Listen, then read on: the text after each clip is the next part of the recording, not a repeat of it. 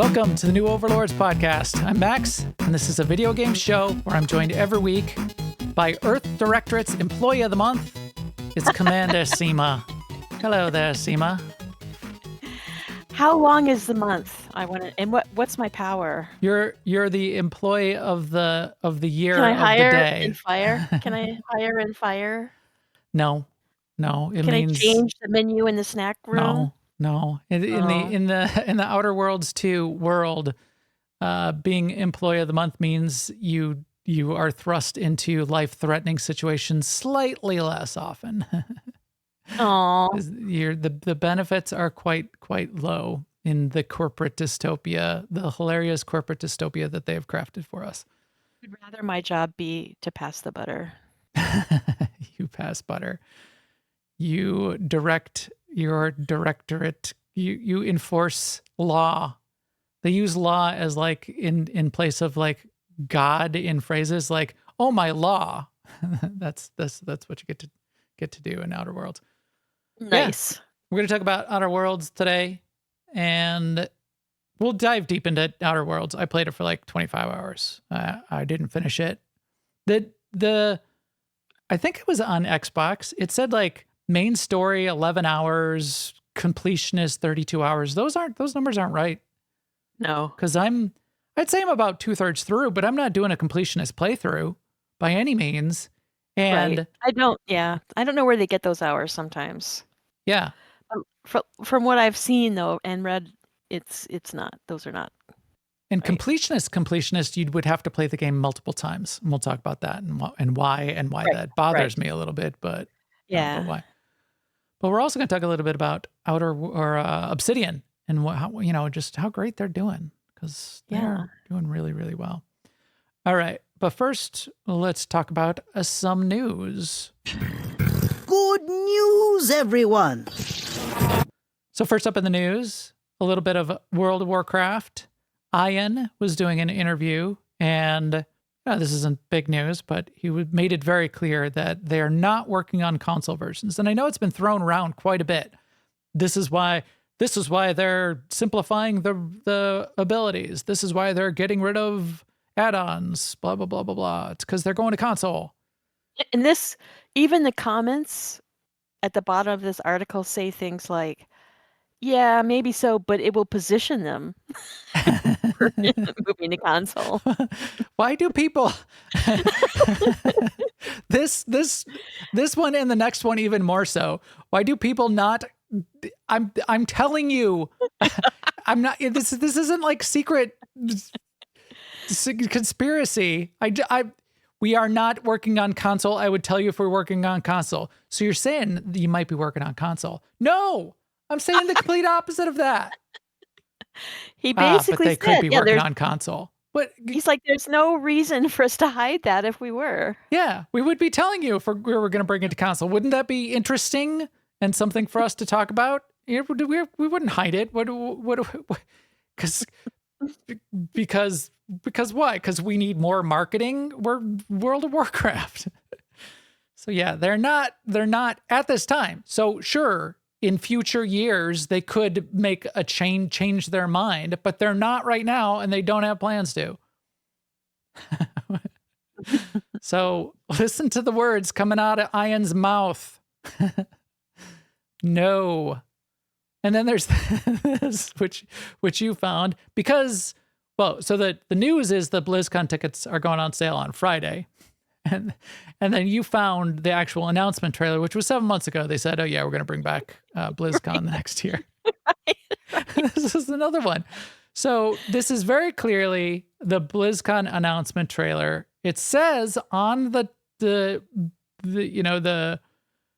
title of the video, BlizzCon announced trailer. It's a little 38-second thing, and it said, hey, there's something big coming, and at the end it reveals it's BlizzCon. Right. And the trailer is called BlizzCon. And the words on the screen say BlizzCon. All of the comments are saying, oh, Heroes of the Storm? Are they bringing back Heroes of the Storm? Oh, they're making Heroes of the Storm. This is a Heroes of the Storm announcement. No. This is a BlizzCon announcement. I mean, I do appreciate the passion for Heroes of the Storm. They said the word heroes in the voiceover of the video because it was like, we're going to gather all of the heroes of, across Blizzard properties was the unspoken part of that. And we're bringing them all together at BlizzCon. So people are like, oh, you said the word heroes? Look at all these comments. Here's the storms. Time for Here's the Storm. Here's the storm. Heroes Storm lives. It's all Heroes in the Storm. No, it's not. Again, listen to the words. The words coming out of my mouth. All right. Anyway, apparently people are delusional. Who's not delusional is the players of Arc Raiders thinking it's a good game because it really does look like a really good game and is super hot right now. So this is about the hottest game of the year of the day is Arc Raiders. And it's got tons, so many people. They've had to institute queues. It had like 250,000, 250,000 concurrent peak player count, all of this kind of stuff. It is fascinating though.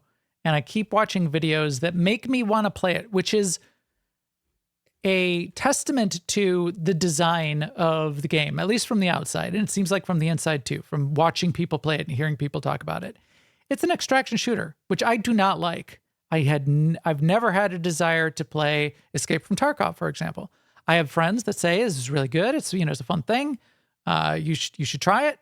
And I can't wrap my head around the PvP part of it. It's just not something that I would want to spend my time doing, subject myself to mentally, because if I was going to really get into it and like spend, a month on the game, then it could be okay. I've dived into PvP in games before.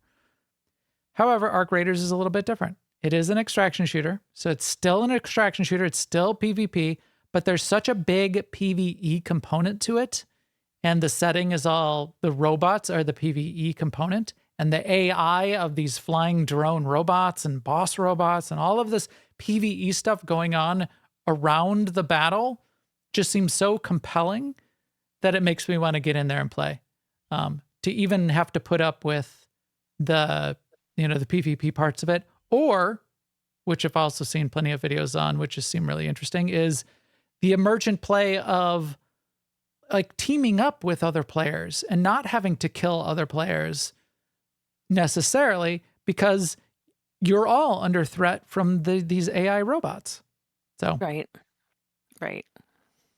yeah, Forster, I've heard different, sort of different variations on if you do it this way, it's more chill. In fact, there was a really cool video of a cozy, quote unquote, cozy gamer. And she like laid out how Arc Raiders can be a cozy game. And I'm like, I think that's a bit of a stretch. But she's like, here's what I do. I go around the edges. I pick up these things. I have voice on. So I say, hey, please don't shoot me. So I thought that was kind of a fascinating take. That actually, I could see that could work a percentage of the time. 50% of the time it works every time. Because some people, the fun of PvP is a challenge, right? So they're not out to just kill people who don't fight back. And some people would just respect that, and then there's the rest. Yeah. Yeah. For the rest of us. All right. How do I get this off? I mean, there's the rest of the players who would shoot her anyway. Oh, yes. Yeah. Yes. And she talked about that too. She was like, in that case, then I just deal with it. And Right. I think it's not as punishing as most extraction shooters. When you die, there's still some progression. You don't feel like you like wasted your life. You don't feel so terrible about it. That you're just like losing everything. So in that way, dying, getting killed may not be that bad of a thing anyway. So yeah, good for you, Arc Raiders. I'm glad to see it, and I'm glad people are taking chances on trying to do something a little bit different in any genre. That's cool. tiny bit of Obsidian news outside of the big Obsidian news, which is over Outer Worlds 2, is they announced that they're doing a little game update to Pillars of Eternity, which is a 10-year-old game. And what they decided to do, and they might have started working on this, for the last couple of years since Baldur's Gate 3 basically did it so well, is they said, hey, it would be cool. What if we added a turn-based mode to Pillars of Eternity? They did it so good. It's really kind of like brought turn-based back into the forefront.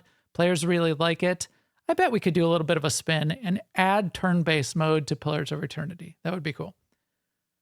A little bit of an interview with one of the lead developers. That's sort of what they said in a blog post. This is kind of a little experiment they felt like putting out there. So they did, which is nice, which is cool. Mhm. I agree.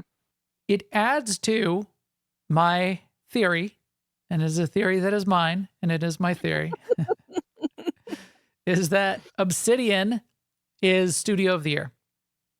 So I am going to make this a thing in our Game Awards, is Yes. because I don't think Jeff Keighley's, so this will be the other Jeff's Awards. That's how I'll market it at. The other Jeff's Awards.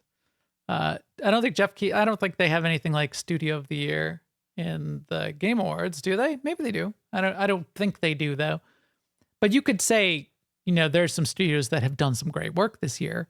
But my evidence for and nomination around Obsidian is Avowed and Grounded 2 and Outer Worlds 2 and little things like this. And as Sema put it, for however they're conducting themselves as a AAA studio, they have not drawn the gamer capital or small g gamer eye of Sauron focused on them with the deluge of toxicity and negative opinion. It's very difficult for any AAA studio to escape that these days. They had a little bit they've got a little bit of controversy, but you'll find that with anything. It could be, I made a chess game. It just plays chess. This is woke garbage. Whatever. Why did you make the queen the most powerful? The queen is the most powerful piece. This woke garbage. Yeah, exactly. So you'll find that anywhere. In fact, there was a fair amount of that for Avowed. I put that comment out, I was like, hey, I've been playing Overwatch 2. It's really good. And it makes me think, wow, Obsidian's done great with 3 excellent games this year. I put that out on Blue Sky, Threads, and Twitter. And I think it was Threads that got the most engagement. And a third of the comments that came back was, Avowed is a great game. You wrong. How much did they pay you to say this? Calling Avowed excellent is certainly a choice. Yeah. Where's the person that how much Avowed excellent ? Crying emote. Outer Worlds 2 isn't by any means excellent. That's wrong. And then somebody accused me of being paid, which I wouldn't mind. But I am not being paid. I think they're doing great. And I think those are excellent games by a lot of measures. Are they your favorite game? Are they my favorite game? Are they my game of the year? No, but you don't have to be game of the year. There's not. Right. It's not binary. It's like there's game of the year and then everything else is crap. That's the way a lot of people seem to look at it.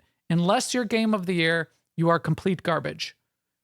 Some people go further that everything is complete garbage. And I will tell you why, because I am very smart.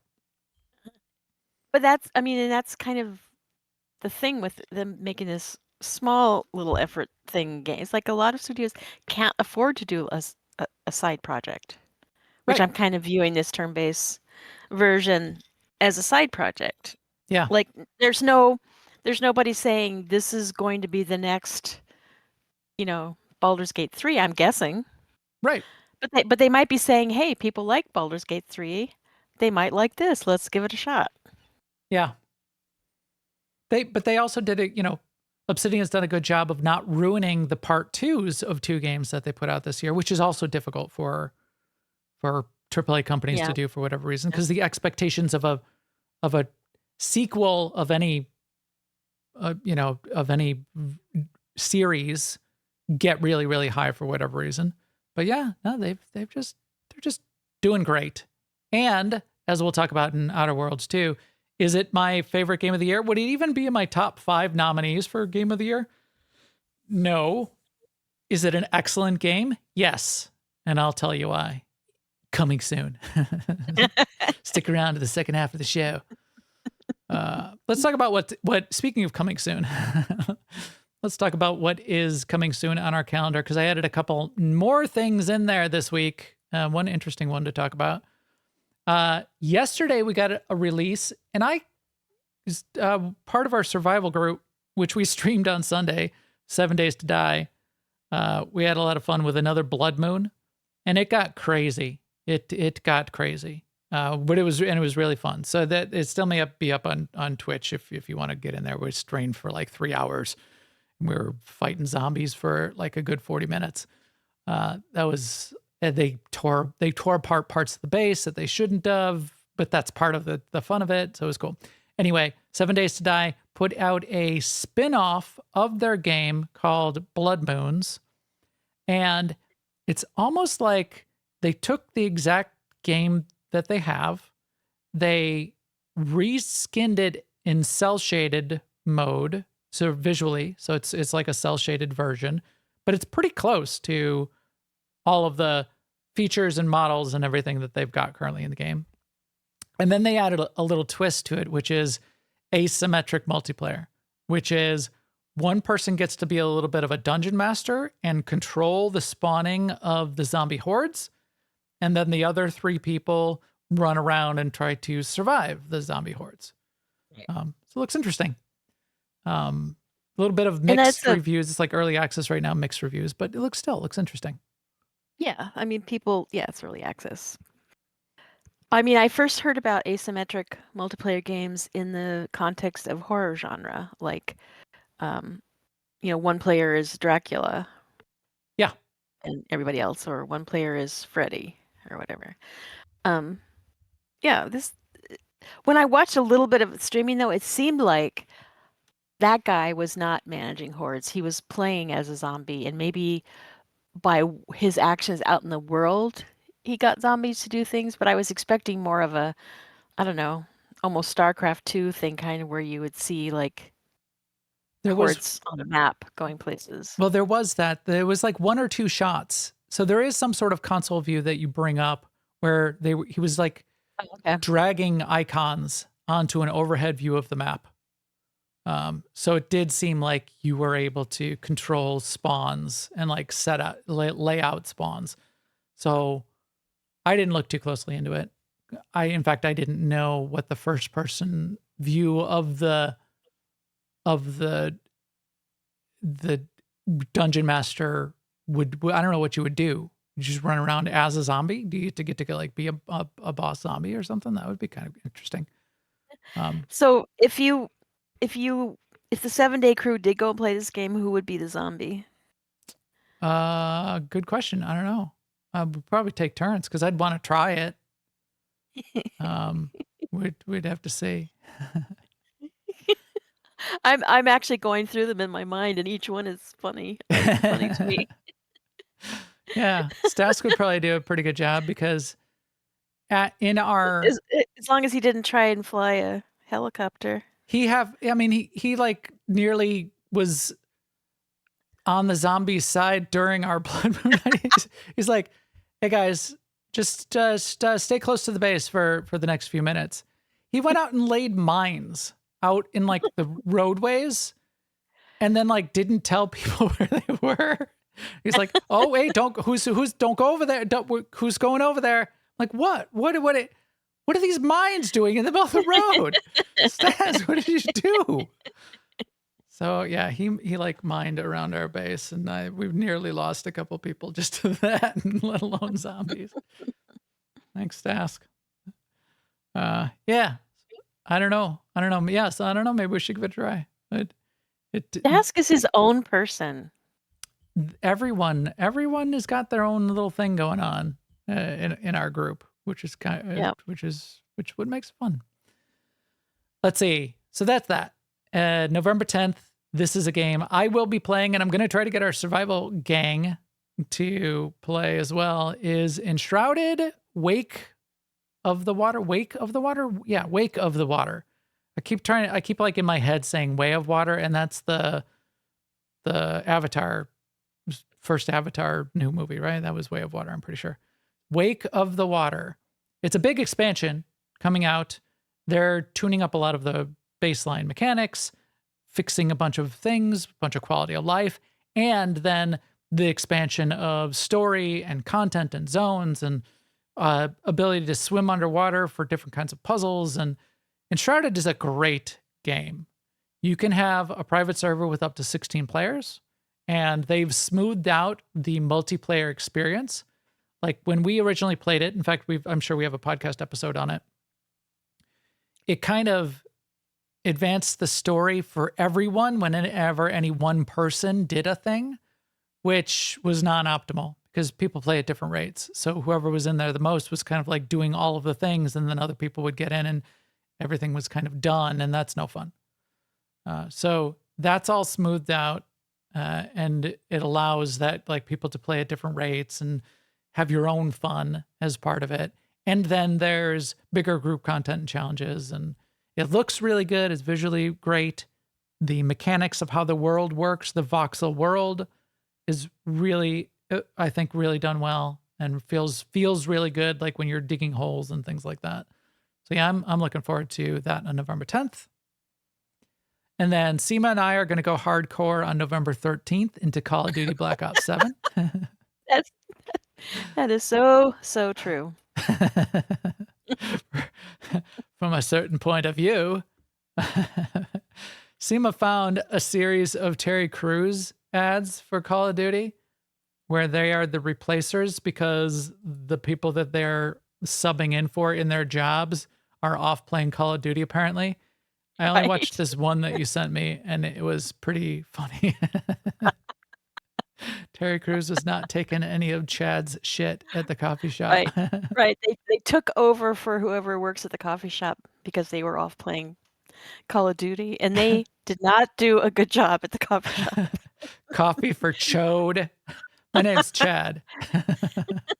Who's the woman? Do we know I don't her? know. I don't know her. She was good. She was just as good as Terry. Yeah. In right. the disaffected, snide coffee, and they're wearing like these black suits, like they're with the Call of Duty 7. Yeah, so it is the Call of Duty 7. It's that 7. It's that orange 7 on their lapel. I'm gonna have to watch the whole series now because now I'm all in on Call of Duty: The Replacers. That is coming out on November 13th. New one I threw in for November 14th, which I threw in specifically. It's an MMO called Where Winds Meet. It's out of China.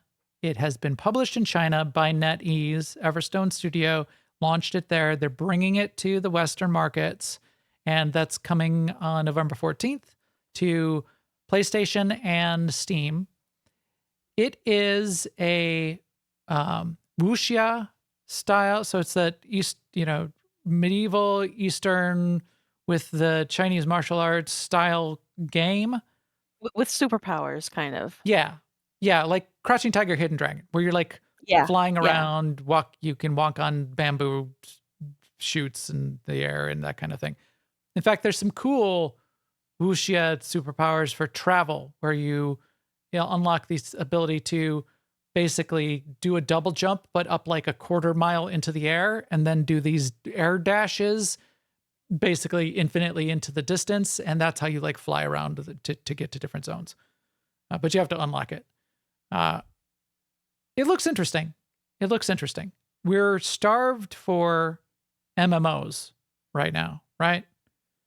Well, I mean, I don't know if you are and I are. I mean, we've got a lot of MMOs to play. Right. We seem to wish, as a gamer as MMO players in general seem to wish for MMOs. However, when any new MMO comes out, you We go don't to like it. places like MMORPG on Reddit, and everybody hates it. This isn't as good as old school RuneScape. This isn't as good as the MMOs that came out 25, 30 years ago. Those are the only good MMOs that could ever possibly be. And anything new, unless I've been playing it for 30 years, it's trash. Okay, well, this is like the new hires looking for a entry. Here's the entry level job, and it requires 15 years of experience on a technology that's only existed for 5. So we've seen the cancellation of New World. It's rumored but mostly confirmed cancellation of the Lord of the Rings MMO. We have seen that sort of like the downfall or the lack of progress in a bunch of other MMOs that we expected to be out by now, like Ashes of Creation. We've seen no news on the Riot MMO. They're just like not gelling in terms of giving us a new modern MMO in recent history that is persistent. So maybe I personally am not giving enough of these Eastern MMOs enough credit. And maybe there is one of these that would really hook me. I don't know if this one is it. And I have to be thinking in my head hard why, even though it looks really well done graphically, it's not like, doesn't grab me. And it's not. See, I don't. Yeah, go ahead. Why do I I not think like it's. this? Tell me. I think it. Well, I don't know why you don't like it, but I think it's a bigger problem than that. Like I was listening to Taliesin the other day, who is a content creator for WoW, and he was talking about the game, the one that's just Dungeons that came out recently. Fellowship. Fellowship, yeah. And he was saying, in WoW, I do Mythic Dungeons. I love Mythic Dungeons. It's fun with my friends, blah, blah, blah, blah, blah. But it's in the context of all the rest of the game. Like, part of why I like doing Mythics is because I get gear that I can then use in the raids. And I think that people overestimate our willingness to jump to another MMO. So Yes. just because we like MMOs doesn't mean we're going to play. Like if an MMO comes out with a great new list of features, we're still like going, yeah, but what about all my stuff that I have here in WoW or whatever my MMO is? It's so multifaceted at this point. I think we don't really want a new MMO, you know? The people that are invested in those MMOs don't. I think you're correct. Well, just don't want to give up everything that you've invested in those. So you might even play it. And I think people did play New World when it came out, but then went back to WoW because I've got all my stuff in WoW. And I think that's not necessarily bad, but I remember it won't make it super successful. When Rift was new, I wanted to go play Rift, which I did for a couple of years, because I saw videos of 1 or 2 of the boss fights, and I thought they looked really cool. Nowadays, a really cool looking boss fight would inspire me to watch the video, but maybe not right. buy the game. I don't know. It's a kind of, I don't know. Yeah, I don't know what you would have to do. Maybe. Yeah. And then the other side is, I was trying to think, there are new game players that have never played an MMO before. There's got Gen Z and Gen Alpha, and why can't we make an MMO that would become their home? Right. Except there's whole different genres that hook them. Right. Right. You got like the Fortnite generation, the Roblox generation, and before that, the Sims, and yeah. Yeah. So maybe that might still happen someday, but there's other things that are that seminal generational content for those generations. And until a new generation comes along and a new MMO hits at the right time to grab that generation, until that happens, you're not going to be able to pull people away that have been playing for 20 years on another MMO. Not going to be able to pull those people away. Like, what is the RuneScape for Gen Alpha? Right. And who's going to make it? Right. Because Gen Alpha's not old enough to make it yet. Right. I think in that case, though, you wouldn't have to compete with WoW because it could be its own new thing. No, you wouldn't at all. Yeah. I mean, the Gen Alpha kids that I know, or I know their parents, they sometimes are in WoW because they do like you did with your kids. They fish for them, or they do candy buckets from an event or whatever. But that doesn't mean they're going to be WoW players. Right. Okay, I'm gonna make a new MMO, and it's gonna be Skibbity 67, and I thought it's going to be World of Garden and a Goat. well, World and a Goat is our sequel that will come out if we make so much success that we could actually form ourselves into a studio and not only pay for continuing to maintain Garden and a Goat, but create the sequel, which will be a multiplayer version. There'll be gardens around an open world map. Anyway, World and a Goat. That's Planet and a Goat. It's one of those two. It's something like that. Okay, so here you go. November 14th. You got Where Winds Meet. Somebody tell me if this is good when it comes out next week or in 10 days, and we'll see if this is it. If this is a worthy entry into the MMO landscape. On November 15th, Escape from Tarkov is releasing. Okay, did anyone not think it was already released? I thought it was already released. I don't think I think even hardcore Tarkov players are like, what? It's doing what on November 15th? Is this a 2.0? No, it's 1.0. I think it's just been in early access for like 10 years or whatever. It's one of those. Just been in early access forever. They're finally calling it 1.0, and they're going to release. But good for them. I mean, that's cool. That popped up, and everybody I've heard of talk about it is like, what? So, okay. And then that gets us to December, and there'll be December 2nd is WoW Housing. December 2nd is Destiny 2 Renegades. That's Star Wars and Destiny, which I'll be playing both of those. It's going to be a busy December for us. Because I'll be playing both of those the first 2 weeks of December. And then on December 16th is Ark Ascended Lost Colony expansion, which if it's even halfway good at all, it's brand new content that they haven't released before, which is rare in this age of Ark Ascended, the remaster. If it's even halfway decent, we'll probably have a survival expedition into Ark Ascended. And Machete and I were talking about it on chat yesterday. We'll probably just start from scratch with brand new characters, naked on the beach, picking up rocks and banging them together and taming some dinos. Was it on Tuesday in our game night? Somebody mentioned the word dinos and I got all excited. Didn't I? Yep. It's like, dinos? Did somebody say dinos? Let's go play Ark. Let's go right now. Let's go play. So yeah, I can't wait for that. I do like dinosaur games. Okay, just dinosaur survival games. Okay, this podcast is brought to you by Garden and a Goat, the upcoming game from Contemplation Games. We showed a little bit of developer madness in our Discord this week. We're working on a treasure box of some kind. Put a placeholder treasure box in, and I made a debug key to be able to spawn it. During our status meeting on Tuesday, I just kept walking around, it's pressing that button over and over and over again. Ended up with 100. I was trying to break the game.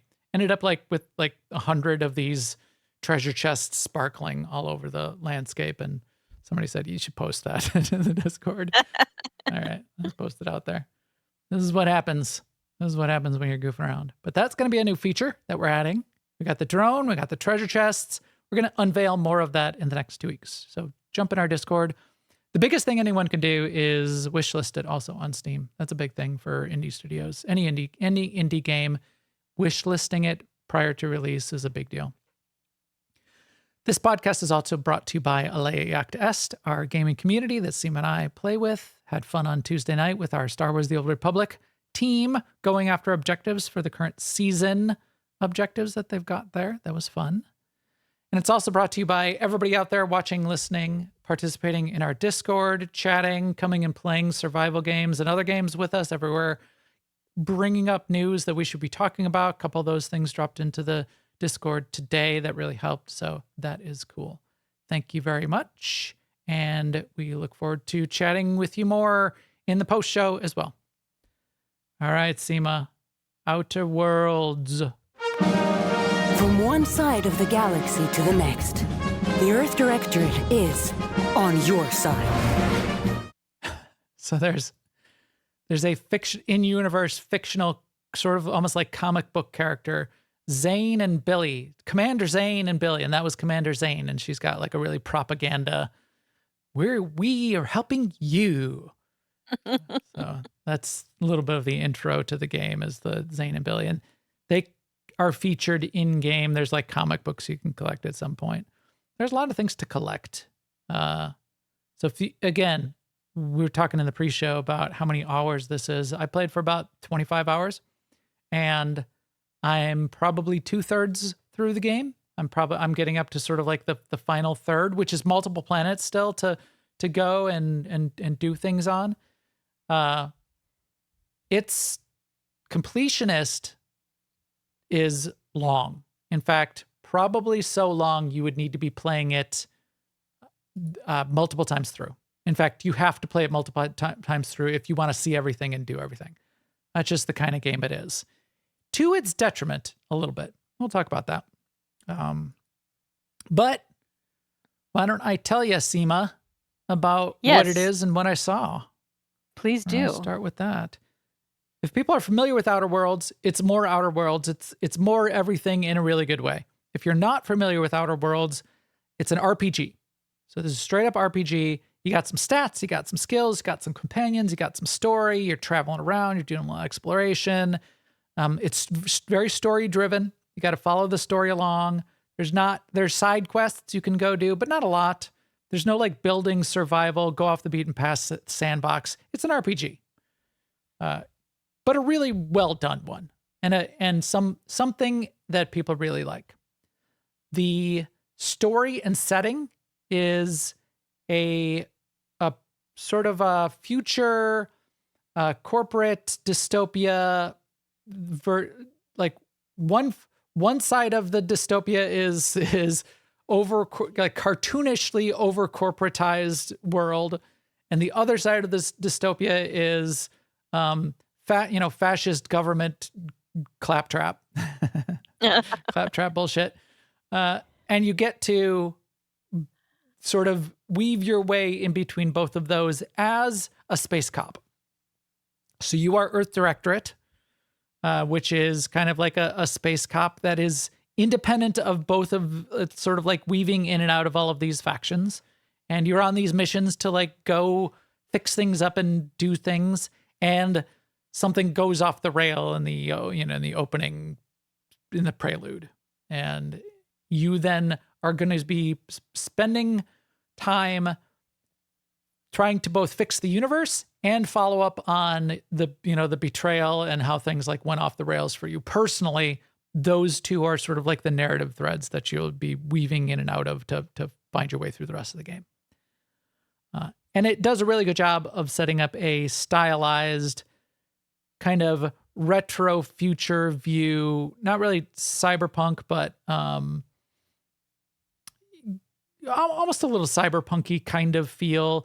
You could almost think about it, and people have described it as Fallout in space. It's got a little bit of that retro, sort of how Fallout is retro future. Yeah, it does have that. It's got that retro future spin in space as well. Very stylistically consistent and well drawn and well rendered. It works well from that kind of style perspective. So I think, like, technically, you want to talk about why is it an excellent game? One of the things would be that why do games get bashed on, downvoted on Steam, thumbs down reviews, is Does it have performance issues? Does it even work on my PC? Does it crash all the times that have a bunch of bugs? No, this game is very solid technically. It's both solid technically at the fundamental level of can I play the game? And it's also very solid from a quality of models and textures and lighting and effects and feel, the landscape, the design of the environments to have the opportunity to have some exploration. All of that is really well done. So that part is well executed. So that's a tick on the is it an excellent game perspective? Yes. Sound design, things like that. Is the style of the game unique and graphically great, and as I said, stylistically consistent, and yeah, all of that. They've created their own world here. They've woven all of those design elements into every place you go to. Every place fits into the style, but also looks fresh. You like to wander around and just look around. I do. So it's really good from that perspective too. Gameplay wise, then it's an RPG. So does it have choices? Does it have choices that matter? Yeah, it's got choices that matter. You can play things a lots of different ways. You can talk your way out of various fights and situations. You can make choices that change who ends up on your team and who doesn't. And you may not even know ahead of time if you just sort of willy-nilly make a choice and weren't really thinking about it. You could end up killing one of the potential companions on your crew. And companions are a big thing. The companions are really cool. You get to bring 2 of them with you along on any one of the little quests every time you leave the ship. You can pick 2. There are 6 in total that you could recruit, 6 possible ones to recruit. You can fire them. You can kick them out. You can say, get up on out of here. I'm tired of you. And they have to leave. You can, when you encounter them as part of the story, you could side with the people that are, often there's some sort of conflict. And if you side with their enemy, you could end up getting into a fight with them or killing them or making it so you can't get them as a companion. So again, choices matter. Do they get annoying though? Like they're saying the same thing over and over again? Is that another reason why you might want to get rid of them? No, not in this game. And in fact, Okay. down below, I had one of what did I notice when I was playing? One of the side comments which relates to that is, for a while, I felt like they weren't talking enough. They were just mannequins following me around. And we'll get to where I've got little points of friction. Their AI isn't that great. So, but them being quiet a little too much is something I kind of felt at various points of time. But then I'd get to a new area and then there would be a couple of conversations and they'll mostly be talk to each other, whichever 2 companions you pull out. So it may be a function of which ones I pulled out at which time. And then you can have one-on-one conversations with them as well. But no, they don't have yippee-ki-yay every fight, they're not yelling the same thing, yippee-ki-yay for the 75th time in the last, 32 seconds. Right. None of that. And I was never tired of them from that perspective. In fact, I was never tired of them. I did end up just needing to ignore them for parts of various fights, and I'll explain that why later. But now, you look at, are they the most exciting characters? I thought they were pretty good. I don't think they are the most compelling personalities in any MMO, but again, if we're comparing to Game of the Year and Baldur's Gate level development of characters, no, they're not up to that level. In fact, the one that I thought I would really like is Valerie the robot. She's sort of like a hovering robot. You can use her as a healer. I ended up leaving her on the ship because I got another companion that had a little bit more personality, named Inez, who also could be a healer. You can spec them a couple different directions. So I could make Inez my healer. Valerie kind of bored me, so I left her on the ship. I ended up picking which companions I wanted out somewhat on their abilities and then also somewhat on their personalities. But yeah, nobody had like that interest. Not bad. I mean, nobody was annoying. And I got 5 of the 6 companions. I'm up to the point where I could recruit in fact, I could have recruited him sooner, I guess, but just didn't know that Tristan was at some place that I already encountered. Which is another one of those points of like questions I have on the game. It's very easy to be missing a bunch of potentially game altering things like companions. You just might miss them and not even know that they're there. I don't want to have to watch videos to make sure I'm playing the full game. Yeah. And Right. I feel like this is one of those games where you do have to do that a little bit. Not a lot. And you could just play without it. And you could just play the game. But a little bit, like you see in the trailers, hey, here's this cool companion. If you never encounter that person throughout the story, you might go, what? Well, I was sort of like waiting for this, like Aza. Aza is the girl with the black eyeshadow in some of the sort of like the punk rock looking girl in a bunch of the trailers. You might like just like miss her or not or kill her and then if you didn't know that, you might go through the whole game then and saying, well, where's this whole character that they were like advertising to me this whole time that I wanted to like meet and experience, figure out what her story was. There's a lot of those kinds of situations that come up that I'll explain a little bit more. But yeah, overall companions are good. They're relatively useful, but only relatively. You could easily play the whole game without them, I think. And I do end up playing, I would say, half the fights without them because their AI isn't that great. They just like run in there. They don't run out of any AoE. So if any pack, you get to a type of enemy that likes to throw plasma grenades, well, they just throw up plasma grenades at my companions. My companions just stand in the plasma grenade and die. And you can't like direct them or tell them to run out of it or something. There's nothing you can do. Right. They're downed. You can run over to them and res them, but then you res them and they stand in another plasma grenade and they're downed again. So then I'm like, all right, well, maybe I don't. I'm just going to finish this fight and we'll pick you up afterwards. Or I'll pick up my healer, have her heal me, and then just let her get shot again because she just stands in the line of fire. I like games with companions, though. They did good. That's always fun. So I like that they're there regardless. Yeah, I do too. I like games with companions. And then the final part of RPG, you want the progression, gear, abilities, skills, perks, the fun twist that this game brings to the table that is a variation, but sort of the most blatant implementation of the flaw kind of system. There's a lot of flaw systems if you think of like a piece of gear that might have an effect on it that's you shoot twice as fast, but you walk half as fast kind of effect on gear. This brings that front and center in terms of a permanent trait that you either accept or decline in the game.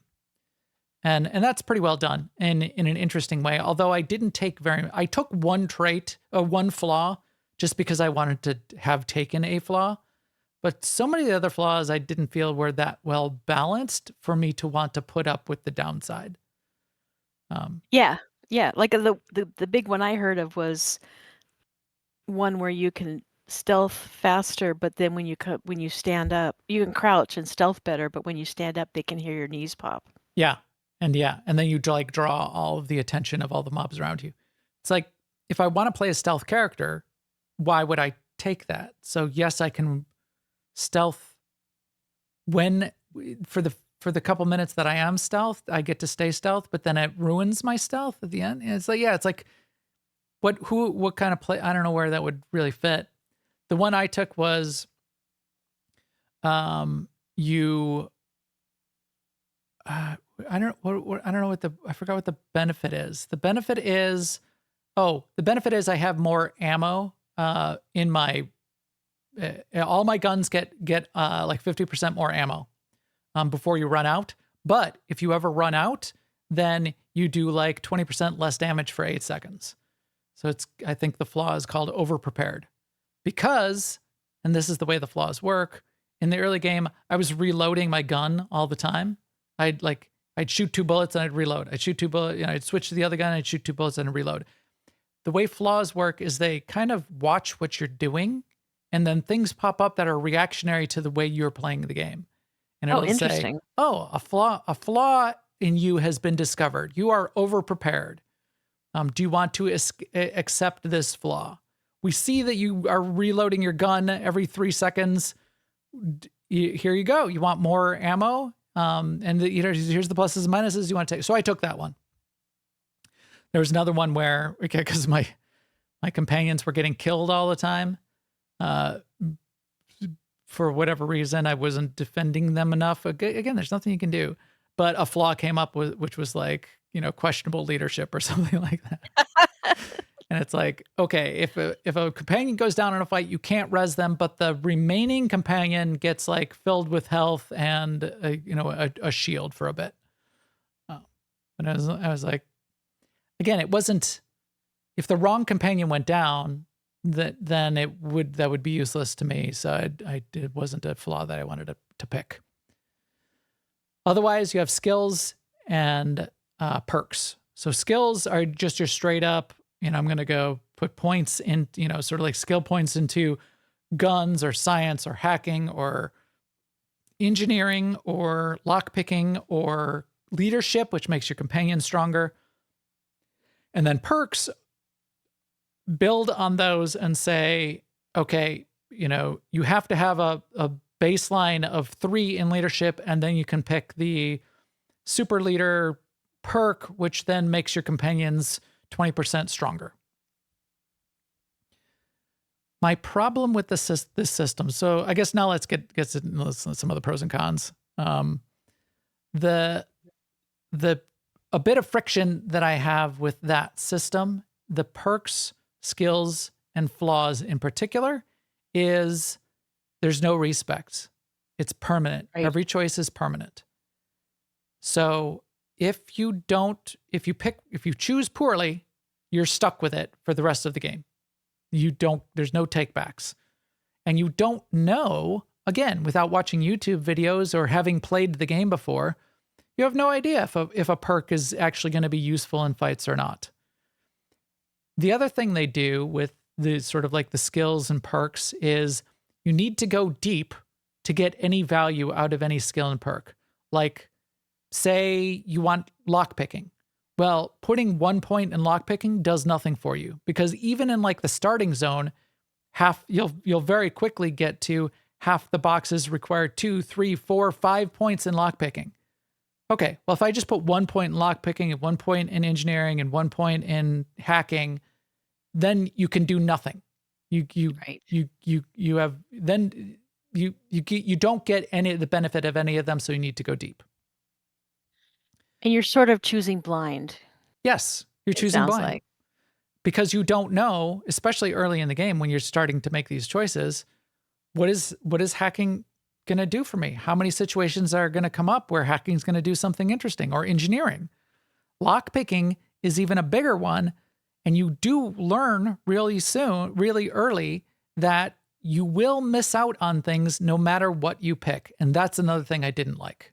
That was just a bit of friction for me, is because you need to go deep. So either you don't have enough points in anything, or you have enough points in one thing to do it all. I picked science, right? So I figured, and hacking. So science and hacking were my two. So science gave me like a new class of weapons and better abilities with those weapons, science-based. And then a couple conversations where science comes into play. And then hacking was, I could like hack a computer terminal to like open a door or turn on some turrets or do a thing. However, constantly I would be running into a situation where, oh, here's a cool treasure chest. Look at this treasure chest. You need 4 in lockpicking. Okay, I guess I don't get that. And you can't like get it in the future or go back. And there's not like another way to open that box where I could like use my science to open the box. It's like, no, you're screwed. Yeah. I was getting to like areas of the map. In fact, a really good one was I went into this little town area. I'm doing some exploration. There's a little building, there's a locked door, and I can see a window in the door. And the door is locked and requires like engineering 5 to open the door. And through the window, I see a safe in there. So you know what's going to happen is if you have 5 engineering, you're going to be able to open the door, get to the safe, and that's going to require 5 lockpicking. Right. So it's like you're screwed either way. Either you went into lockpicking and you can't open the door, or you went into engineering and you're not going to be able to open the safe. So what are you doing? You just feel, FOMO. You feel FOMO as you walk through the environment, and every 5 minutes I was feeling FOMO. Are you maybe supposed to play with friends or something? No, I think you're supposed to play multiple times. And you're supposed to you're supposed to feel FOMO. You're supposed to have choices that matter. And if the way you're implementing the choices that matter is that you miss out, I don't think that's a good way to implement a choice that matters. I would prefer so in 7 Days to Die, if you have high lock picking, then you can open the safe. If you don't, you can stand there for 5 minutes with your pickaxe and bang the crap out of the stupid safe. And it's a pain in the ass, but you can still open the safe. So why isn't there always a way for you to open the safe? It's just if you spec into lockpicking, you get the easy way. Otherwise, and some of the situations are that way. Some of it will be like, I got to one that was like, if I have engineering, I can open this door. I can open this door with the terminal because I understand the engineering of the situation. If I don't, I can go off elsewhere and find the key, basically. So there's some of those trade-offs, but there's a lot where there's no trade-off. There's just no way to do it. Again, little thing, and I can see why they did it, but I don't prefer it from a design perspective. I don't prefer being locked into skills and perks. I would like to try things. I would like to switch back and forth. I would like to see what I like. I don't plan on playing this game 5 times through, for 300 hours of my life. I don't plan on only playing Outer Worlds 2 for the next 6 months. So I get to a point in the game, there's a really cool melee weapon that drops. Ooh, I wonder what this would be like if I had some melee skills. I'll never know. I just won't. So yeah. And then the same with some of the choices, which is a lot of the choices are sort of presented as, okay, you come to the end of a corridor. There's a red door and a blue door. Which do you choose? That's not a choice.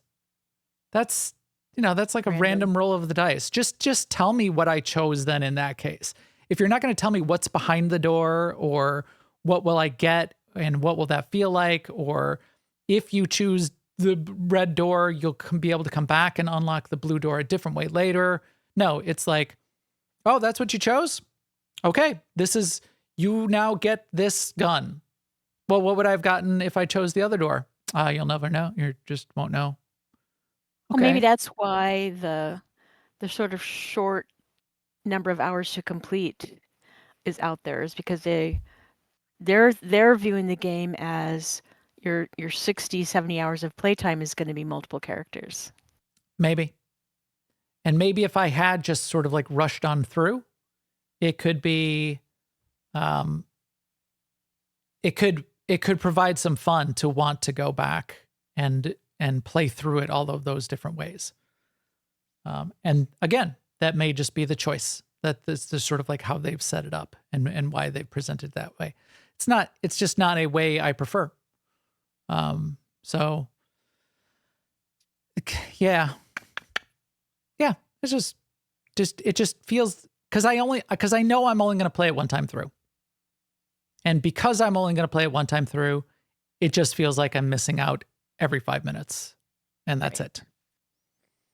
Let other little things. It still felt really good to play. I'm still was compelled to continue on. I didn't feel like I was missing out enough where I was like rage quitting or any of that.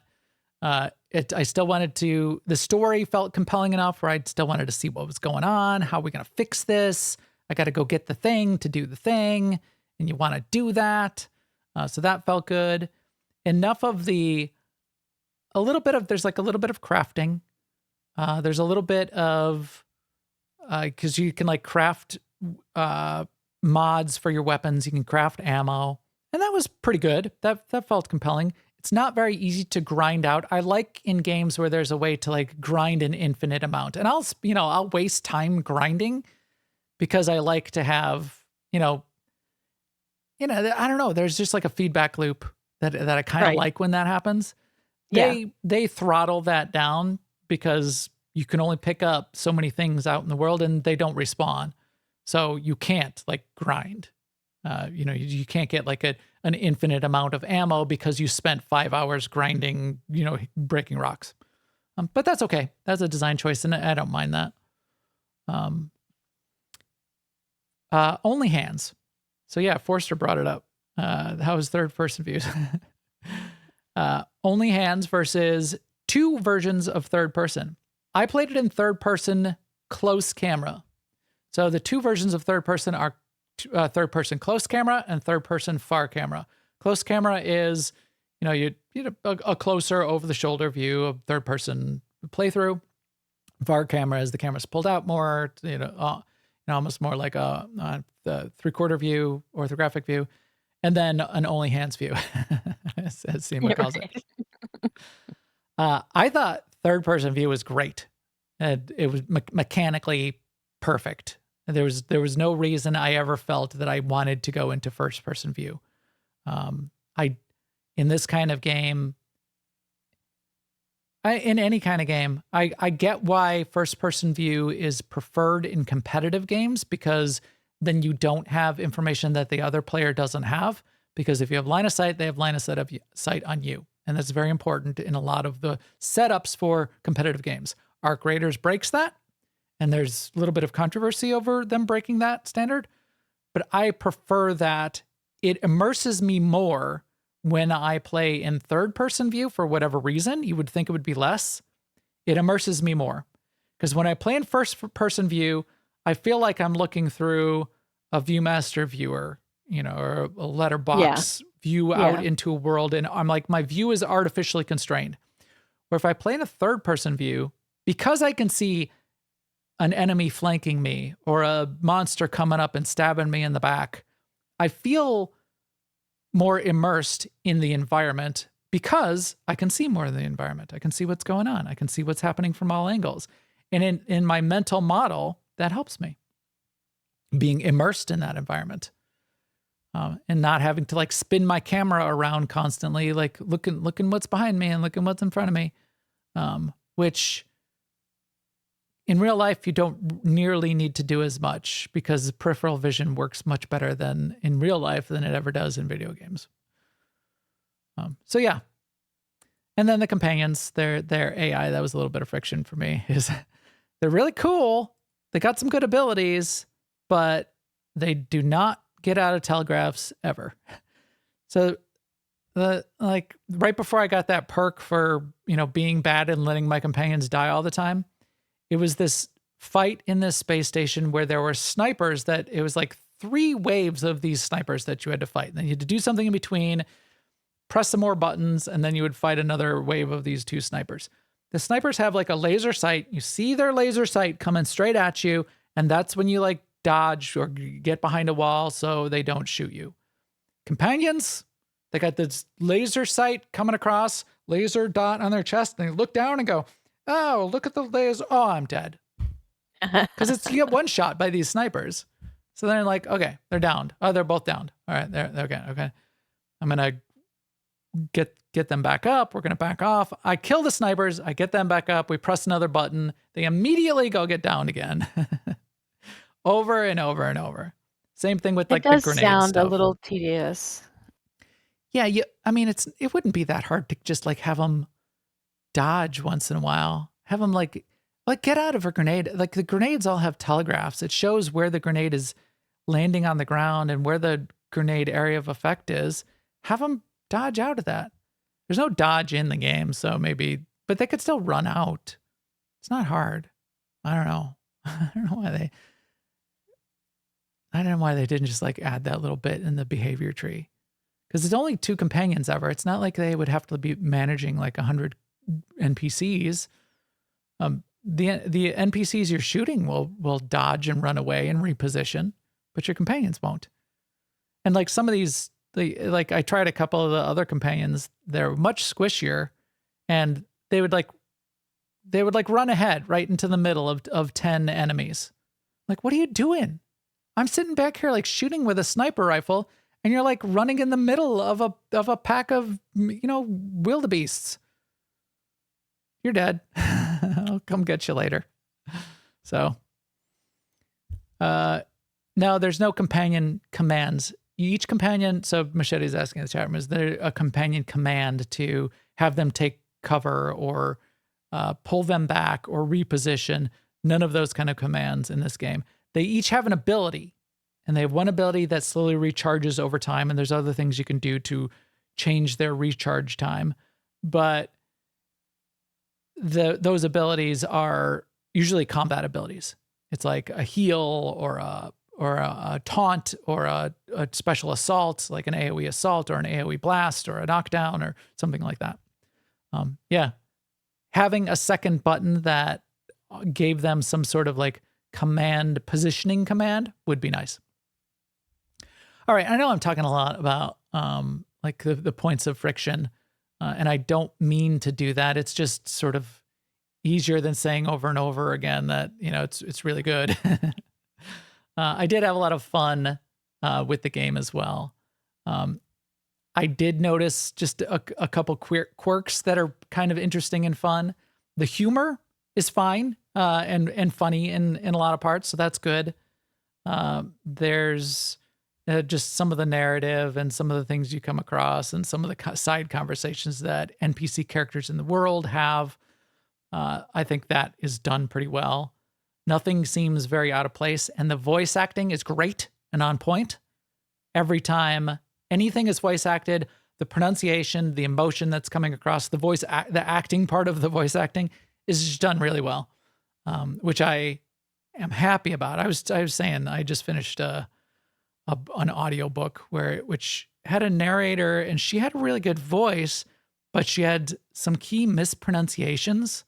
Like she kept saying like stuff like the car, they rented a car and it was an Acura, and she kept saying it was an Acura. So they got the Acura. I'm like, was there no editor? It's an Acura. Why? It's just like a splinter in your ear every time you hear like a mispronunciation or a intonation that doesn't match the emotional content of the dialogue. Theirs is all great. So that's really fun. Yeah, that bugs me too when that happens in a book. Yeah. Yeah. She kept coming up with them in that book. And I'd be like, oh, there's another one. I'm going to have to listen to that. It's going to be poking me in the ear every time I hear that for the rest of the story. But this, more than most games, well, and like in Avowed, there was another thing that made Avowed excellent. So why did I call Avowed an excellent game? Avowed had really good combat. Avowed was very visually well done. Avowed ran well for the vast majority of people, was bug-free for the vast majority of people. Avowed's acting and voice acting, very, very good. Same thing here. Obsidian knows what they're doing there. Bathrooms. What? Every building's got bathrooms. There's bathrooms all over the place. Sometimes they've got like some loot in them. I don't know. They just wanted to make that part of the world, I guess. Every building, every facility. So you don't have to go to the bathroom though. No, you don't go to the bathroom. Okay. No, and you don't like need to go in them. I did go to one bathroom.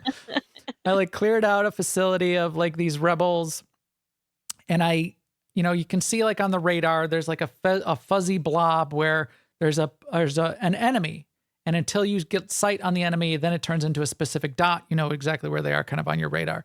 There's a fuzzy blob that there's an enemy in this area. I clear everything else out, and it's in the bathroom. And I go in there, and it's some guy locked in a bathroom stall, and you can talk to him through the stall wall, and he's like whimpering and moaning. They're in this facility where they're working with this hazardous chemical, and he got a lot of it on his hands, and he didn't wash his hands before he went to the bathroom, apparently. So that's his problem at the moment. That's it. He just stays in there, going to kind of like, oh my God, why did I not wash my hands before I came in here? Your companion says something snarky to him. Is like, well, had fun with your parts there. Your parts. So that was kind of funny. There was this cool scene where you're assaulting this space station where there's sort of a political summit going on between two factions, and you're trying to save them from getting killed. That's part of it. And it's like a triggered conversation, but while you're like fighting your way through the facility, you see on a monitor once in a while, and you hear a voiceover going of the political debate. And it's a relatively long dialogue then of, sort of like the conversation back and forth and them working through, are they going to be able to, is this peace summit going to work out or not? And it played really well. The writing of their dialogue, just as sort of like a background thing. It's not all that pertinent to the story. You don't have to listen to it, but as you are listening and as it's going on, it was just done well. I thought that was a really cool twist on having almost, just like a little bit of more lore and dialogue going on in the background. And if you want to just adding color and realism to the world. Sort of like a diegetic part of the story that's going on. They're having a debate. You can listen in if you want or not. Mm-hmm. Mm-hmm. It was really cool. Yeah, I like the companions. There's nobody that was super annoying that I didn't like. I wanted to have all of them out. Their abilities made me, except the robot. And she wasn't annoying, but she wasn't, she's a robot. Robots are supposed to be super cool. My lore. She was just a little bit boring. She was fine. She was a little bit snarky. She had a couple comments, but yeah, just not as fun as robots typically are. It was no, what's his name? Who's our robot in every sci-fi movie that we like? For me, it's not in every movie, but the Alan Tudyk robot in Rogue One. Yeah. Yeah. So in Rogue One, he just played the cool robot in the Superman movie. Also, he's all over the place. Get an Alan Tudyk, and I will that robot would have been my main companion regardless. But because she was sort of boring, I ended up switching out for Inez because I liked her dialogue just a little bit more of a personality, and she was able to be a healer. But yeah. And then the weapons and fighting, I liked it. In fact, there were situations where I was talking my way through a sort of like through a fight and avoiding a fight because of the conversation. Because I always play it as, I'm a straight shooter. I'm a protector. I'm a space cop. I'm not gonna like just shoot people for no reason. So right. I avoided a couple fights that made me think, I wish I just could have so anyway, I started blasting. I wanted to do that a little bit more sometimes. The guns weren't as exciting as I wanted them to be, but they were still pretty good. The being locked into the perks to specialize in a particular kind of weapon limited me even more than I really wanted. But you could still use some of the other weapons from time to time. Like I got the big melee scythe weapon, and I used it a little bit, and it was still kind of like fun to swing around. My rifles that I was really good with, and my sort of like a corrosive squirt gun kind of thing, which was like a science weapon. I was sort of like spec'd into those, so they were much more powerful than what I should be using. I did unlock a perk which allowed me to actually rotate through 3 different weapons, which was nice. And I think you could even move that up to 4. But I liked the 3. I liked being able to rotate through those 3 because one was like the corrosive dot effect. So you laid that down first and it makes them more vulnerable to damage. then I've got the rifle, and then I had like a close-up AoE weapon, either a shotgun or a shock gun. Fun weapons. Not as crazy fun as like Borderlands, and more of that in here would have even been cooler, I think, but still plenty and done well and a fun part of it. And I wanted to shoot more things, and I would go off the beaten path on some of the planets to go shoot things from time to time. Lots of fighting wildlife throughout this game. So yeah, great game. Great game. Excellent game. By a lot of objective metrics, quality-wise. Fun game that I really like. I would put it in my top 10 games of the year. I don't know if it might even make my top 5. It's not like a game of the year. It's not a game I would nominate as game of the year, though, because there's just been such other strong contenders this year. But it does cement my nomination for Obsidian as Studio of the Year. Right. So there you go. What's their right. prize? What prize do they get for But, Jeff Studio of the Year? they get an exclusive interview on our podcast. That's what they get. Nice. So they got that going for them, which is nice. They'll get a Garden and a Goat hoodie as well. We don't have them, but I will make one Right. by hand. Have my daughter make it. Yeah, so that's it. Bunch of fun. Tons of fun. Any questions? Is that your David S. Pumpkins? That is my David S. Pumpkins. Yes. No, that was pretty complete. Yeah, I chatted for probably way too long, and I review the podcast every time we edit it up, and I'm like, this is why Gen Z doesn't listen to our podcast. This is why our podcast demographic skews older. No Gen Z no Gen Alpha is ever going to put up with listening to something this long. It's not 30-second TikTok length. But if you want the deep dive, that's what we bring you here. So you got that going for you, which is nice. But yeah, so that's good for today. We'll see what we're going to talk about next week. I'm not sure because I think we're going to need 2 weeks to get into Enshrouded Way of Water. So that'll probably be 2 weeks from now. We shall see what's up next week. Maybe we'll get another catch up on where we're going, what we've done in 7 Days to Die. Maybe Sema will tell us about progress for Ahead of the Curve. We'll see what's up. Yeah. That is it for today. All the feed subscribe links for us are on newoverlords.com. And our video is up on YouTube/newoverlords. Please come chat with us in our Discord at newoverlords.com/Discord. And you can also follow on all the social networks. We'll keep you up to date there too. And with that, we will talk to you soon. Later, everyone.